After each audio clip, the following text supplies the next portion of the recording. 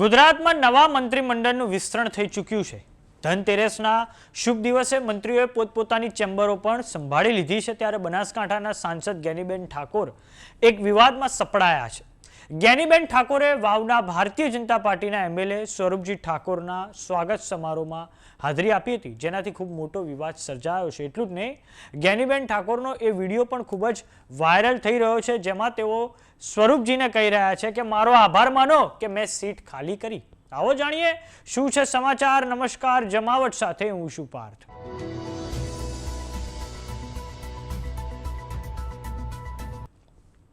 ગુજરાત સરકારમાં મંત્રી સ્વરૂપજી ઠાકોર મંત્રીપદે શપથ લીધા બાદ ભાભર ખાતે પહોંચ્યા હતા, જ્યાં તેમનો એક સ્વાગત સમારોહ યોજાયો હતો।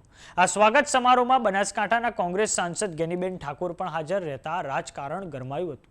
એટલું જ નહીં, જ્ઞાનીબેન ઠાકોરે સ્વરૂપજી ઠાકોરનું સ્વાગત કર્યું હતું અને કાનમાં કહ્યું કે મારો આભાર માનો કે મેં સીટ ખાલી કરી। તો સૌપ્રથમ દર્શક મિત્રો એ વિડીયો પર નજર કરીએ કે જે ભાભરથી સામે આવ્યો છે।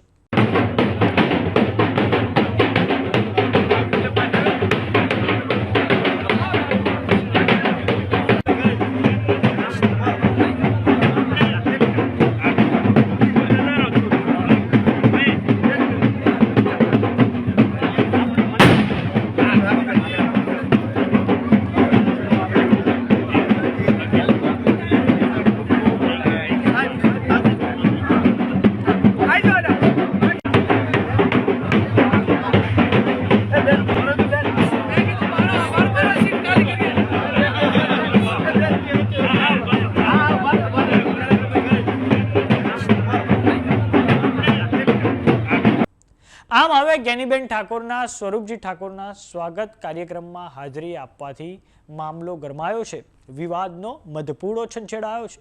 આપને જણાવી દઈએ કે વાવના બીજેપીના એમએલએ સ્વરૂપજી ઠાકોરને રાજ્ય કક્ષાના ખાદી, કુટીર અને ગ્રામોદ્યોગ મંત્રી બનાવવામાં આવ્યા છે। સ્વરૂપજી ઠાકોર 2024માં વાવ વિધાનસભા પર જે પેટા ચૂંટણી થઈ હતી, તેમાં કોંગ્રેસના ઉમેદવાર ગુલાબસિંહ રાજપૂત સામે જીત્યા હતા। આ વાવ વિધાનસભા પર પેટા ચૂંટણી એટલે થઈ હતી કેમ કે બનાસકાંઠાના વર્તમાન સાંસદ જ્ઞાનીબેન ઠાકોર 2024 લોકસભાની ચૂંટણીઓ જીતતા તેમણે વાવ બેઠક ખાલી કરવી પડી હતી। તો હવે જ્ઞાનીબેન ઠાકોરે સ્વરૂપજી ઠાકોરના સ્વાગત સમારોહમાં હાજરી આપતા ગુજરાતના રાજકારણમાં અનેક તર્ક વિતર્ક ઊભા થયા છે। વાત કરીએ જ્ઞાનીબેન ઠાકોરની, તો જ્ઞાનીબેન ઠાકોર 2017 અને 2022ની વિધાનસભાની ચૂંટણીઓ વાવ બેઠક પરથી જીત્યા હતા અને આ પછી કોંગ્રેસે તેમને 2024 લોકસભાની ચૂંટણીઓની ટિકિટ બનાસકાંઠા પરથી આપી હતી અને તેમાં પણ તેમનો વિજય થયો હતો। હવે સ્વરૂપજી ઠાકોરનું ભાભર ખાતે જે સ્વાગત સમારોહ યોજાયું હતું, તેમાં જ્ઞાનીબેન ઠાકોરે હાજરી આપતા અનેક જગ્યાએ હવે ચર્ચાઓ ચાલી રહી છે અને વિવાદનો મધપૂડો છંછેડાયો છે। તો આ બાબતે તમારું શું માનવું છે? જ્ઞાનીબેન ઠાકોરનું જે વાક્ય જે છે તેને લઈને કે આભાર મારો માનો